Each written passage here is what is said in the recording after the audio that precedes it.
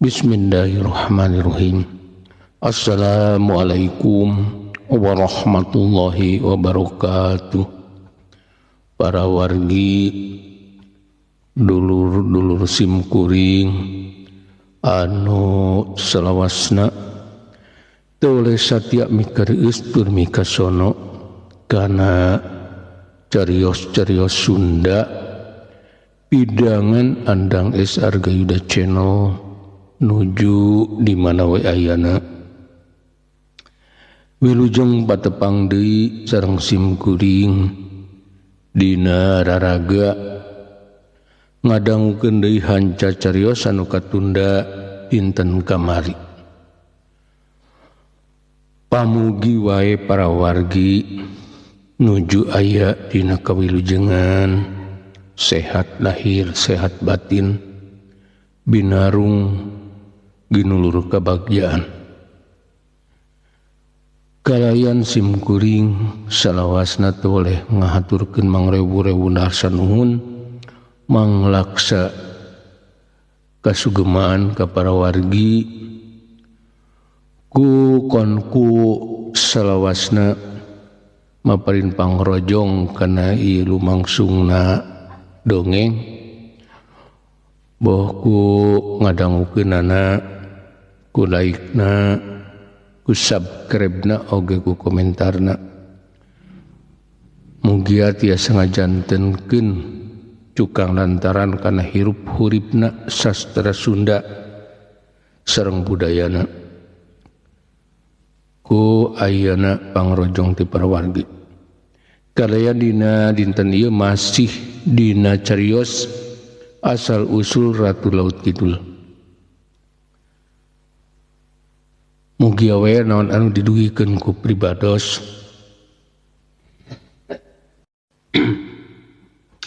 mugi wae naon anu didugikeun ku pribados salawasna tiasa ngajantenkeun hiburan, tiasa ngajanten urang beberahmana kalayan sasireun sabeunyereun aya guna sareng mangpaatna kanggo sakur anu ngadangukeunana.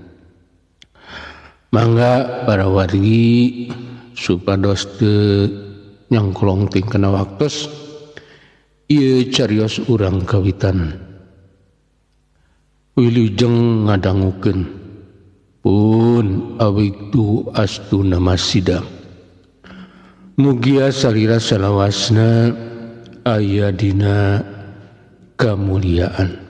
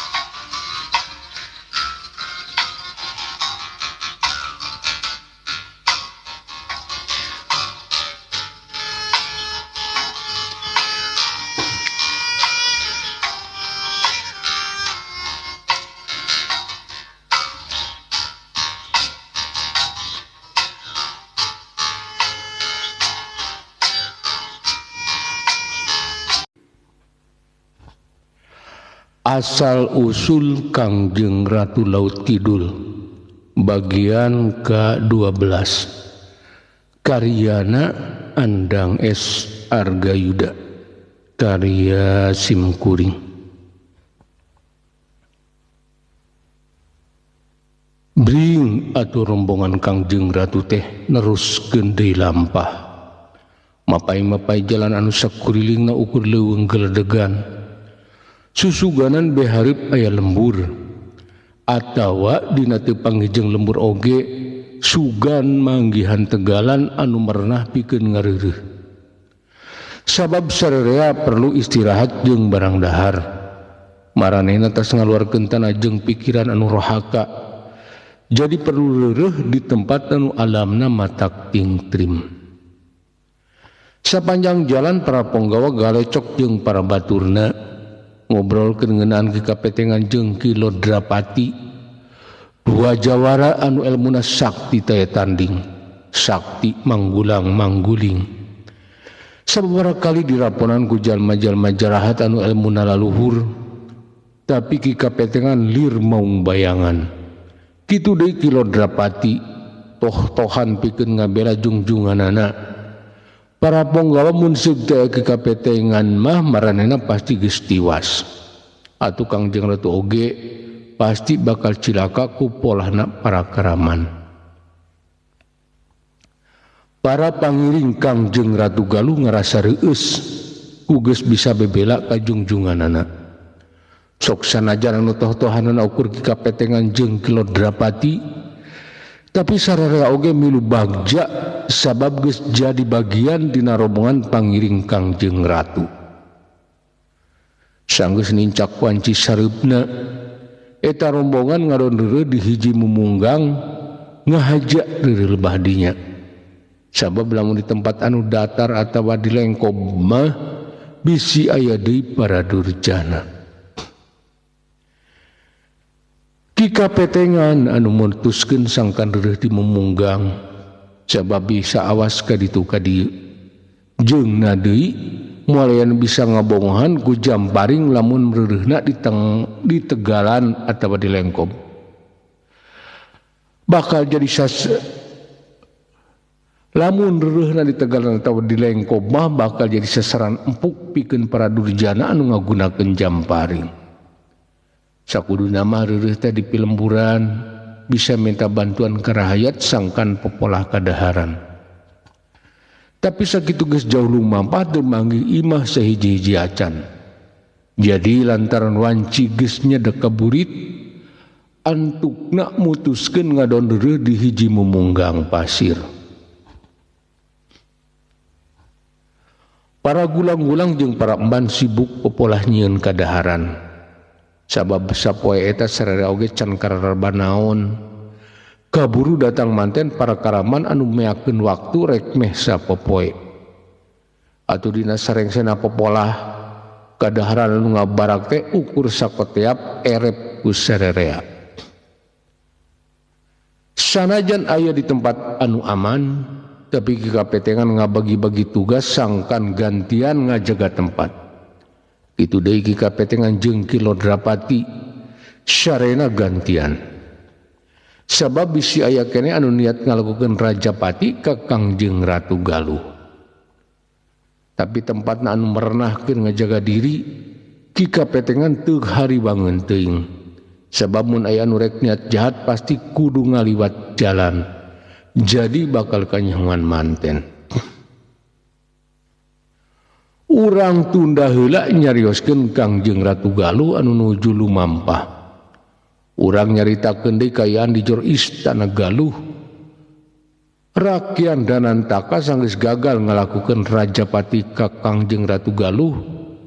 Manehna nyieun reka padaya sejen ngamangpaatkeun Ratu Galuh anu keur aya di geusan lalampahan muru ka laut kidul. Niatna teu robah hayang mateni Kangjeng Ratu Galuh. Tangkorak Kideung kajadian harita ukur miwaskeun raja sepuh. Jadi tetep kerajaan teu bisa dikawasa ku kula. Tah ayeuna waktuna anu merenah meungpeung Ratu Galuh masih aya di geusan lalampahan. Anjeun ku kula ditugaskeun pikeun nyieun deui laku Rajapati. Tapi ulah gagal, sabab lamun gagal bakal bahaya ka kula. Rakyat Danantaka anu kadatangan ku Tangkorak Kideung langsung mere parentah sangkan maehan Ratu Galuh salagi keur aya di geusan lalampahan. Lumangganun malihan kapantos dilakukeun, tapi tos sabaraha kali nyieun tindakan Rajapati gagal wae. Sabab aya saurang kapetengan Prabu Sulaiman Anom anu kacida saktina. Anak buah kula teh anu mangga pulia si Tangkorak Kideung nyanggupan kana titah Rakyat Danantaka. Tapi manehna oge nepikeun warta Yen salila ieu anak buahna geus dikerahkeun pikeun ngalakukeun Rajapati ka Kangjeng Ratu Galuh. Tapi digagalkeun wae ku saurang kepetengan Mahaprabu Sulaiman Anom. Tapi pan anu boga pangabisana ukur saurang. Da anu sieun mah kabeh oge ukur para ponggawa. Meureun anjeun salah ngirimkeun anak buah. Kuduna anu bener-bener ahli dina tarung. Rakian Danantaka teu ngartieun maknya anak buahna Tangkorak Kidung anu sakitu lobana make kudu eleh ku jalma saurang. Siap nun, ulah bakal ngirimkeun di anak buah anu kamampuna leuwih mumpuni. Lamun perlu kula sorangan anu baris ngalakukeunana. Si Tangkorak Kidung narima kana tugasna, malah cenah lamun perlu mah manehna sorangan anu baris turun. Ulah waka andika bahaya bisa anu apaleun sabab sarera oge geus apaleun dian kula mangrupakeun dunungan anjeun jadi pasti bakal nyangka yen datang dalang tina eta kajadian teh diri kula. Rakian Danantaka ngahulag kana paniatan Tangkorak Kidung anu cenah manehna rek turun langsung nyieun laku Rajapati ka Kangjeng Ratu Galuh. Rakian Danantaka sieun kapanggih yen anu nyeun laku Rajapati ka Kangjeng Ratu teh Tangkorak Kidung. Namun geus kitu moal salah deui manehna pasti kababawa bakal kapanggih saha dalangna anu nitah ngalakukeun Rajapati. Sumangga nuhun diestokeun pisan kula bakal ngajaga kana karahasiaan salira. Ulah salempang si Tangkorak Kidung antukna sanggupeun nedunan amanatna Rakian Danantaka. Sakabehan dilakukeunana bakal ngajaga Rusia. Nya syukur laksanakeun tugas sahade-hadena ulah gagal deui. Lamun perlu lobaan moal jumlah rombonganana. Dalamun kula geus jadi raja mah hirup anjeun oge bakal lugina tur bisa cicing di istana. Rakian Danantaka geus kausap ku hawa nafsu sarakah.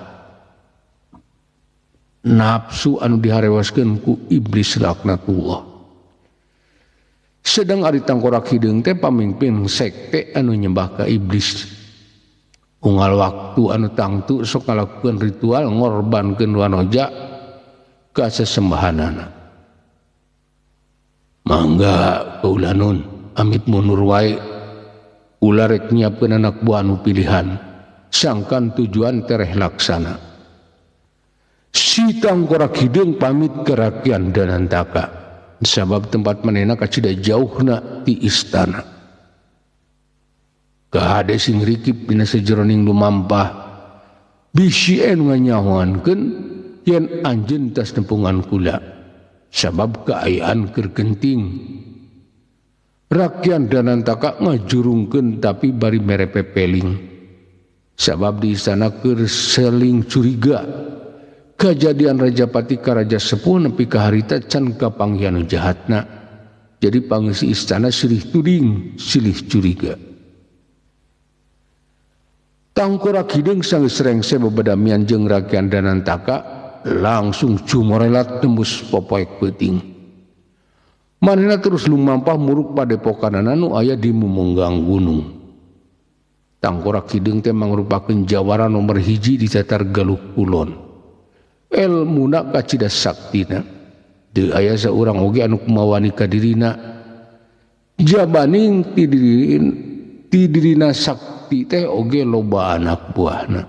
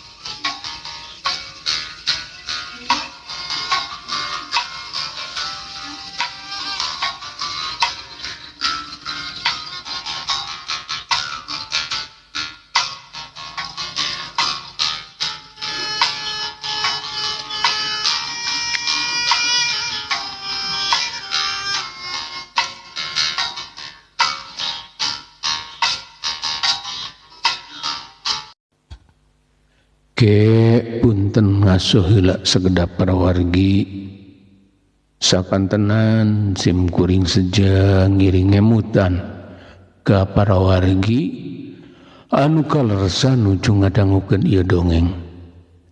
Bilih YouTube nanti acan di subscribe, punten di subscribe heulanya teu esani supas di mana sim kuring medar di lalakon enggal dina kalajenganana tiasa langsung nembongan dina YouTube para wargi. Atur nuhun kana perhatosanana. Mangga urang lajengkeun.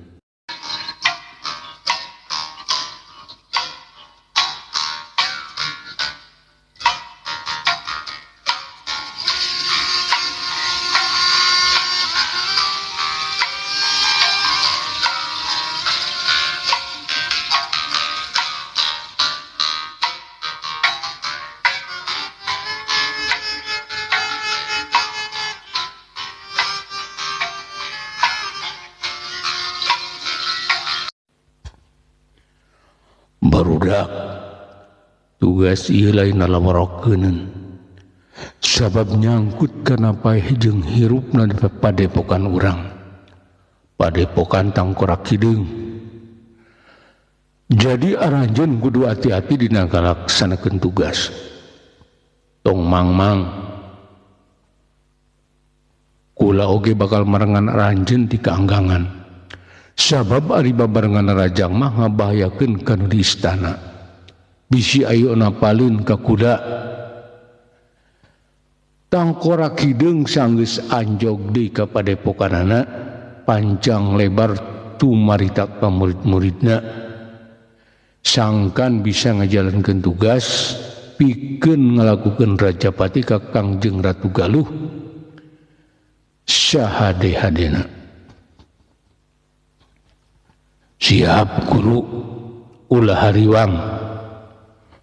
Kula sararea bakal toh-tohan ngalakukeun tugas.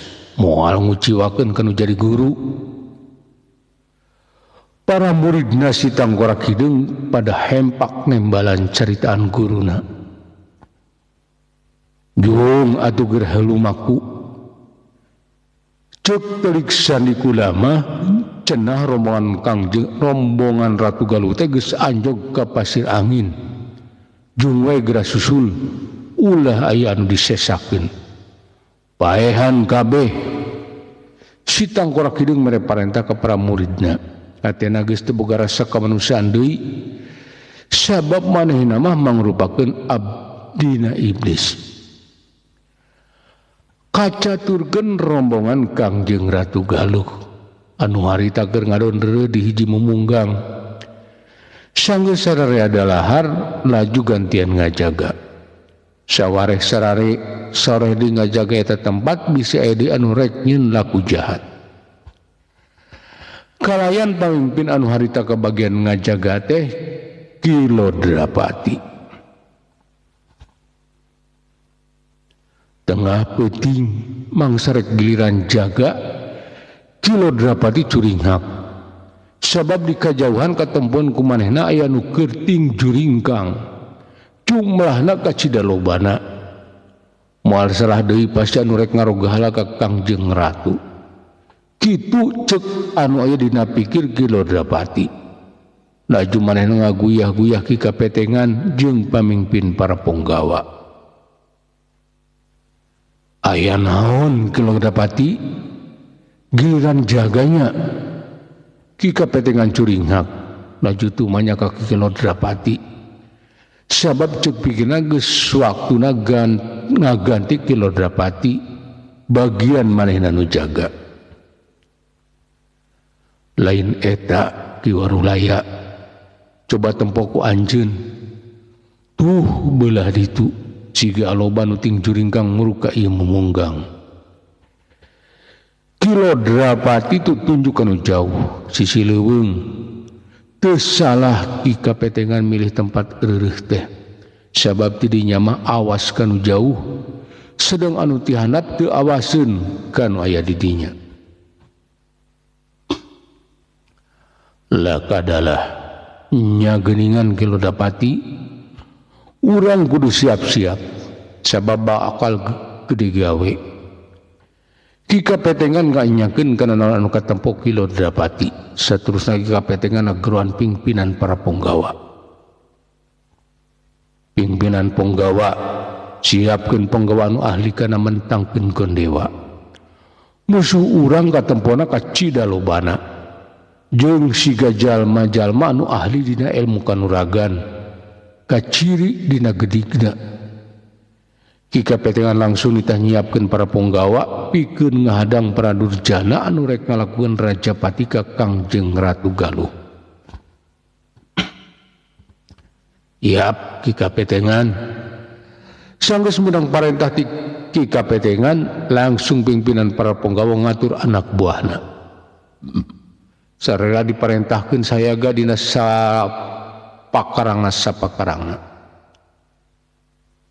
Kilo Drapati kulak boga keyakinan dumasar kana rengkakna para rombongan jalma jarahat anu keur nuju ka ieu tempat maranehna mangrupakeun jalma-jalma pilihan sigana lain tandingan para punggawa urang kudu nyieun siasat sangkan ulaya korban ti pihak urang ki kapetengan hariwangeun ku para punggawa sabab ieu rombongan jalma-jalma jahat teh katempona para ahli dina main po kaciri dina cara manehna lempang jeung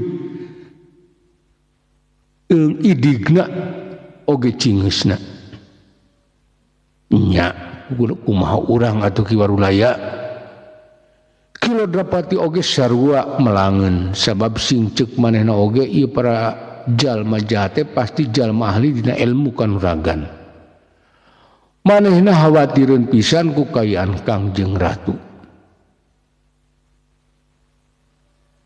tempat urang aya di pihak urang tempatna nguntungkeun pikeun urang ngan anu jadi pikir teh saha anu baris ngajaga Kangjeng Ratu bisi anu lolos nepi ka ieu munggang ki kapetengan kacida khawatireun ku Kangjeng Ratu Galuh manehna keur neangan cara sangkan aman ke Kangjeng Ratu Galuh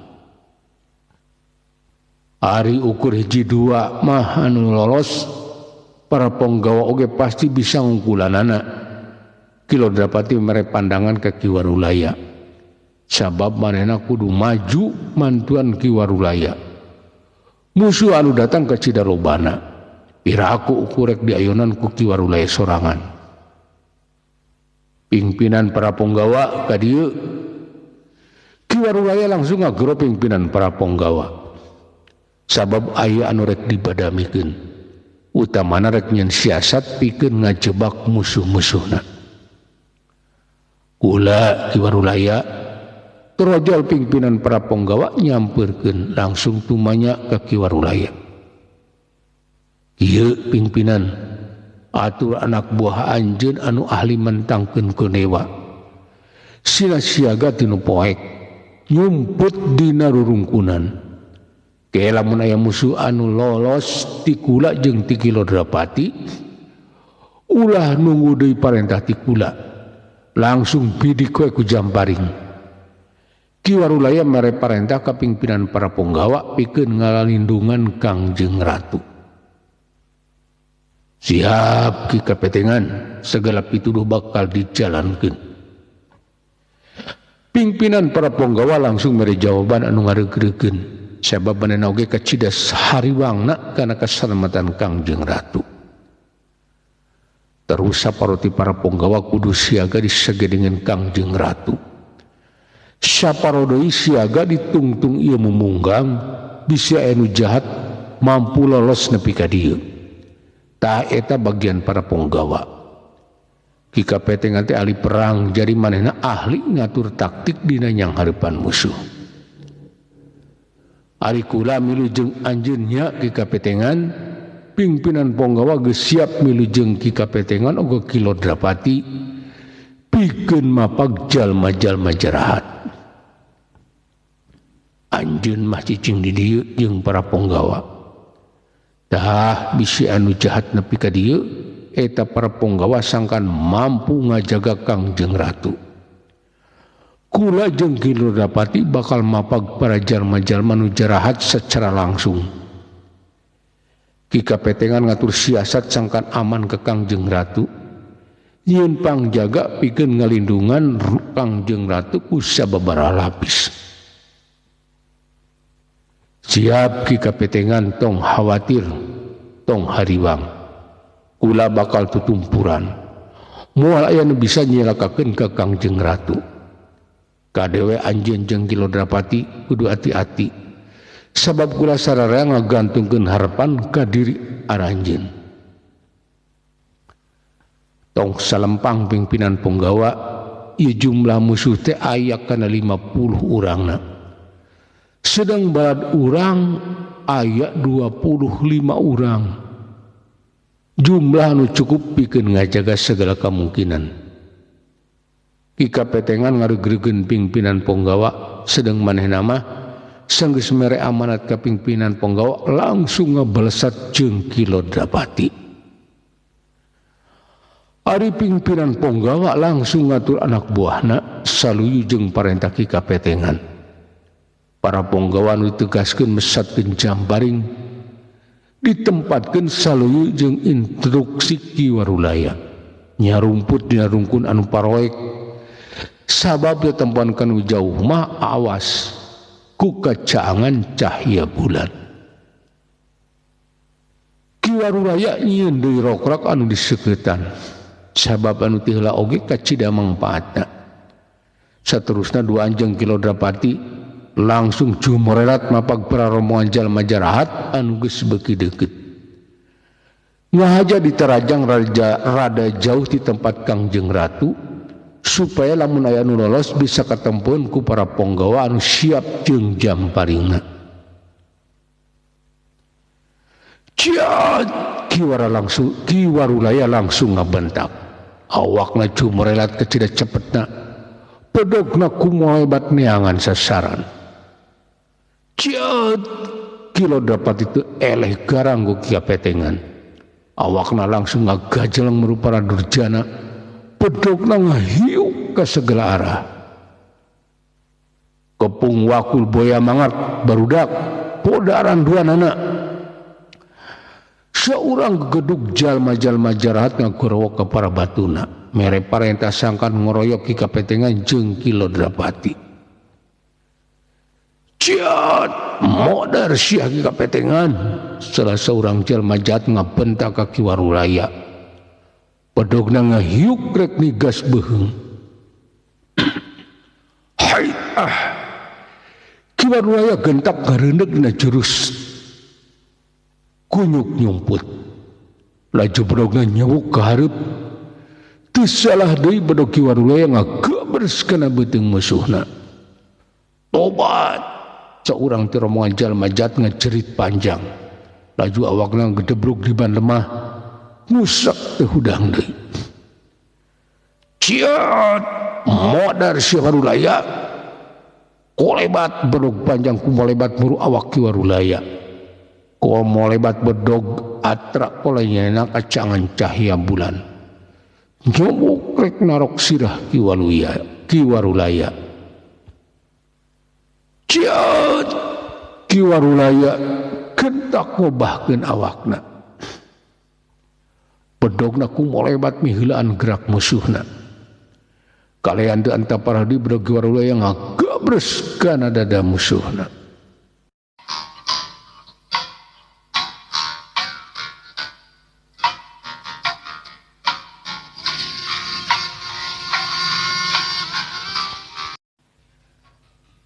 Pun para wargi rupina caros nyambung kang asal usul Kangjeng Ratu Laut Kidul bagian ke-12 dicekapkeun mung dugi ka dieu. Enjing ngatan api pageto manawi urang di perang umur anu panjang tiasa ditepang geuni dina kalejengan ieu carios. Wilujeng kantun para wargi. Wassalamualaikum warahmatullahi wabarakatuh.